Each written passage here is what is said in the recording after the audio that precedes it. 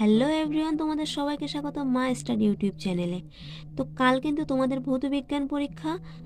তো তোমাদের জন্য আমি কয়েকটি সাজেস্টিভ কোশ্চেন নিয়ে এসেছি, তোমরা ঝটপট এগুলো দেখে যাও আর অবশ্যই এগুলো ভালো করে প্রিপেয়ার করে যেও। তোমরা এখান থেকে অনেক কোশ্চেন কমন পাবে। আর তোমাদের সবাইকে অল দ্য বেস্ট। তোমরা যদি আমার চ্যানেলে নতুন হয়ে থাকো তাহলে অবশ্যই আমার চ্যানেলটিকে সাবস্ক্রাইব করো। তো চলো কথা না বাড়িয়ে শুরু করা যাক আজকের প্রথম ভিডিও। প্রথমে 1 নম্বরে রয়েছে বিশ্ব উষ্ণায়ন কাকে বলে। বিশ্ব উষ্ণায়ন হ্রাসের 3টি পদ্ধতি লেখো। 2 নম্বরে রয়েছে উত্তাল লেন্সের ফোকাস বিন্দু এবং অবতার লেন্সের ফোকাস বিন্দু দেখাও। 3 নম্বরে রয়েছে রামধেনুর শুদ্ধ না অশুদ্ধ বর্ণালিতা লেখো। 4 নম্বরে রয়েছে স্লেনের সূত্রের সাহায্যে আলোকের বিচ্ছুরণের কারণ ব্যাখ্যা করো। 5 নম্বরে রয়েছে শূন্য মাধ্যমে আলোকের বিচ্ছুরণ হয় না কেন। 6 নম্বরে রয়েছে ওহমের সূত্রটি লেখো। 7 নম্বরে রয়েছে তড়িৎ ঋণাত্মকতা বলতে কী বোঝো। 8 নম্বরে রয়েছে যোজ্যতা অষ্টক সূত্রটি লেখো।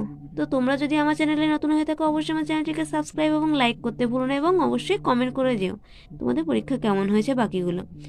9 নম্বরে রয়েছে 8 নম্বরে রয়েছে যোজ্যতার অষ্টক সূত্রটি লেখো। 9 নম্বরে রয়েছে NaCl ও HCl যৌগের লুইস ডট গঠন ব্যাখ্যা করো।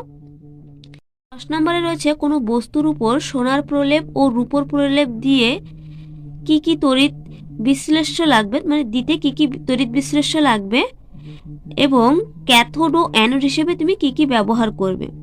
11 নম্বর রয়েছে হেবার পদ্ধতিতে অ্যামোনিয়ার শিল্প উৎপাদন ব্যাখ্যা করো। 12 নম্বরে রয়েছে H2SO4 উৎপাদনের সময় গাঢ় সালফিউরিক অ্যাসিড ব্যবহার করা হয় না কেন। এবং আজকের লাস্ট কোশ্চেন রয়েছে নাইট্রিক অ্যাসিডের শিল্প প্রস্তুতি ব্যাখ্যা করো। তা আজকের ভিডিও এই পর্যন্ত। তোমরা অবশ্যই এই কোশ্চেনগুলো ভালোভাবে তৈরি করে যেও, তোমরা এখান থেকে অনেক কোশ্চেন কমন পাবে।